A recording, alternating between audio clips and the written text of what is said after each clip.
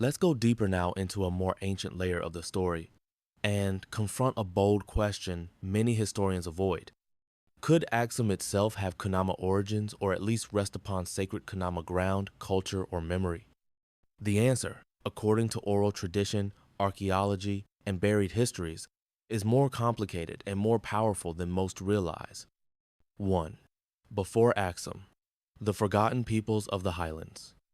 Long before Axum became an empire, the lands of Tigray, Akele and the Barca highlands were inhabited by indigenous, dark-skinned Nilotic peoples, many of them nomadic, agricultural, and deeply spiritual. The Kunama, along with Nara and Beja-related groups, were among the original settlers of these regions. They practiced ancestor worship, spirit medicine, and astronomical rites before any Christian or Sabaean stone architecture appeared. These ancient peoples left little written record, but they left ceremonial stone circles, burial grounds, fertility sites, and language clues embedded in place names. 2. Axumite rise on Kunama land. Axum emerged officially around 100 CE, but archaeological evidence suggests older settlements beneath Axumite layers. These include circular huts, earth altars, and burial systems similar to kunama patterns in the Gashbarka region. The rise of Axum may have involved the integration or displacement of kunama and related peoples as Highland Semitic rulers gained power. Oral tradition in some kunama circles hints the stones of Axum were not the first. Beneath them lie the earth mothers of our people. 3. Obe's withdrawal, a sacred schism. If Obe was once honored in the land that became Axum, his departure marks a spiritual fracture. Some elders say, when Axum raised his towers and called a new name, Obe left and entered the body of the wind. He passed into the reed lands where no king could follow. This suggests that as Axum embraced foreign gods, foreign scripts, geas, and alliances with Rome and Byzantium, the older creator Aube withdrew and remained only with those who remembered his way like the Ebu Kunama. 4. Clues from names, rituals, and resistance. The Kunama word patterns, star-based rituals, and naming systems are older than Ge'ez and do not align with Axumite religious customs. Some Axumite names may actually derive from older root words used by indigenous groups, then absorbed into royal genealogies. The Kunama refusal to fully convert to Christianity or Islam for centuries may reflect a deep ancestral memory, a silent resistance to the empire that rose on their sacred land. 5. Mythic truth. Axum was and was not Kunama. Yes, parts of Axum rose on land once held by Kunama ancestors. Yes, spiritual sites now called Axumite may originally have been earth temples of Abe. But over time, Axum became a place of stone, kingship, foreign alliances, and imperial religion, a world far from the egalitarian, nature-bound ways of the Ebu Kunama. Thus, Axum is both origin and exile in the Kunama story. The land may be ancestral, but the kingdom became alien. Let us dive even deeper into the sacred fractures of time, where memory is not written in books, but whispered by rivers, guarded by stones, and carried in the bones of the elders. We now enter the hidden realm of myth history, where Aube, Axum, and Ebu are not just names, they are forces of destiny, pieces of a torn scroll, the ancestors buried beneath empires. When Aube departed the mountain, a Kunama mythic retelling.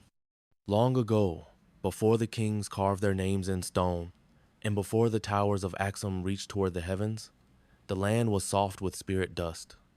The wind walked beside the people. Obe the unseen flame moved in the reeds and sang through the goat's breath at night. The people of the valleys and plains were many. They were the first keepers, and among them walked the Ebu, a clan of memory, medicine, and stars. The Ebu knew how to call rain with breath, how to find healing herbs by dream, and how to name a newborn by the color of the sun in its eyes. At that time, the highlands, what would become Axum, were not ruled. They were listening mountains, silent and sacred, where the bones of giants slept and the stars touched earth during holy nights. The turning, when the stone men came. But from across the sea and desert came the stone men, men of script and law, men of towers and trade. They had seen Rome, they had bowed to other gods, and they said, "Let there be one ruler, let there be one tongue, let there be one temple, and let it rise here." They cut stone from the mountain's heart. They raised pillars into the sky, and they carved crosses where the old altars once stood. The mountain no longer listened, it commanded. And in that moment, the voice of Abe fell silent. The departure of Abe. The Ebu tell this tale. At dawn, the wind changed. The birds did not sing, and a great shadow passed over the river. Abe rose not in anger, but in sorrow. He passed over the highlands, and he wept. He did not strike the kings, nor the temples. He simply turned. Abe flew into the west, to the marshes and wild valleys. He came to the Ebu. He said, "You did not forget. You did not trade fire for silver. I will rest in your bones until the world breaks again." And so the God of creation left Axum, not because he was defeated, but because he chose truth over throne. Ebu, the hidden flame. Since that day, the Ebu Kunama have not ruled cities, but they have ruled memory. They kept the names of plants in secret songs. They buried charms in the earth to guide lost children. They taught that no god can be owned and no empire lives forever. While Axum grew powerful and proud, the Ebu grew silent and deep. They became the altar that moves, the temple without stone, and the last ember of the unnamed god. Now, in our time, Abe's silence is breaking. The winds whisper again, the mountains stir, the stone towers crumble, and those who forgot are beginning to search for what was hidden. They search for the Ebu. They search for Abe. They search for themselves. Let us now descend into part 2, deeper into the sacred soil of memory, where the blood of the Ebu burns quietly beneath centuries of forgetting. What follows is not a tale from books, but a truth that lives only in the bones of the watchers, the breath of firekeepers, and the rivers that still know Abe's name. Part 2. The descendants of Ebu keepers of the unseen flame. In the time after Abe's departure, when the empire of Axum grew fat on gold and praise, the world began to change. The gods of fire and wind were traded for kings with crowns, and the people were told, "Your ancestors are gone. Your God is new. Your truth is written, and it belongs to us." But not all forgot. In the southern valleys, along the river tongues and termite mounds, the Ebu whispered, "Abe is not gone. He is in the seed, the drum, the shadow of the hawk. He waits." 1. The 3 sacred symbols of the Ebu. From this hidden era of survival, the Ebu Kunama created 3 sacred emblems disguised as simple things to fool the eyes of kings and priests. I. The ash bead Nomba, a small black bead worn on the ankle or buried near a baby's hut. Made from burnt root and clay, it held the spirit of the first fire, a gift from Abe. It protected the soul from forgetfulness, the greatest enemy. 2. The goat's eardrum, a miniature drum made from the earskin of a sacrificed goat used in healing rites. Its rhythm was said to call Abe's breath into the lungs of the sick. The Ebu healers knew that illness was not just physical, it was disconnection. 3. The root knife, Sahure, a carved stick, part blade, part wand, used in ancestral ceremonies.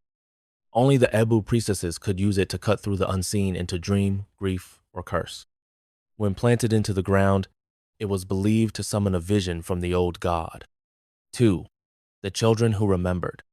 Some say Abe made a covenant before he departed Axum. When the empire crumbles and the towers rot, I will rise through your children.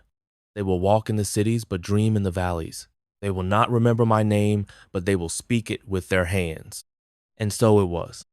Even as modern religions came with crosses and crescents, even as schools erased the names of the Ebu, even as colonial boots marched over sacred wells, there were children who painted with mud, mothers who hummed secret lullabies, and grandfathers who taught herbs not from books but from bees. They were descendants of Ebu, and they carried the ember of Abe. 3. The prophecy of the reawakening. There is one prophecy, barely remembered, said to be spoken by the last Ebu firewalker before he vanished into the hills. One day, when the stars burn red again, when the machines forget their purpose, and the children paint on broken concrete, then the reed god shall rise, not in temples, not in books, but in those who were silenced and still choose to remember. This prophecy is kept by only a few, mostly women, who trace it in ashes on the third night of mourning. 4. What remains hidden, but not lost? Stone spirals in the Kunama borderlands said to be aligned with Abe's star. Healing chants still sung in the dark, using words no one fully understands because they're older than words. Unmarked graves where Ebu priests bury the last sacred tools wrapped in banana bark, and in every Kunama child born with the eyes of two sons, elders say Obe is near. Let us now enter part 3, the return of the flame, where the descendants of silence begin to remember. This is not merely the revival of a people, but the return of a sacred current that never died, only buried beneath dust, conquest, and forgetting.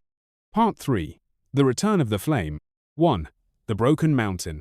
Axum, once towering, commanding, gilded, is now a city of tourists and tombs, its former kings remembered in stone, but not in soul. But something strange begins to stir. The stelae tilt. The ground near the old altar field cracks not from time, but from something beneath. A child from the lowlands, born of a kunama mother and a highland father, speaks a word in sleep. Tashu Aube. Come, Aube. Priests ignore it. Historians dismiss it. But in the Ibu Valley, the elders gather at twilight. The fire is lit. A drum carved from goat skin is struck. A flame dances in silence, and they say, "He is waking." 2. The gathering of the remnants. Across the western lands of Eritrea and Ethiopia, something is happening. A healer finds a lost root, extinct for generations, growing near a battlefield. A carved stick, burned black with symbols, is discovered in a dried-up river. A young girl in a refugee camp begins singing a chant she claims came to her in a dream. It matches a forgotten Ibu ritual exactly. These are signs. The remnants are stirring. The flame of Orbe, the unseen flame, is finding new lamps.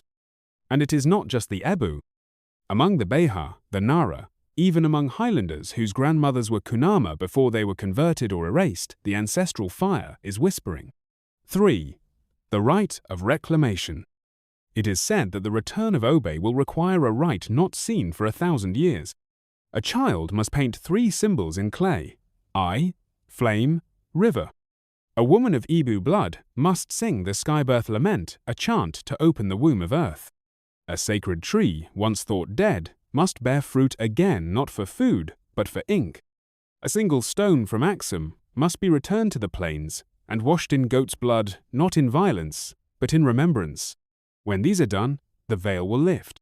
The star breath will return. The goats will birth twins. And the name Aube will be spoken not in whispers, but in thunder and fireflies.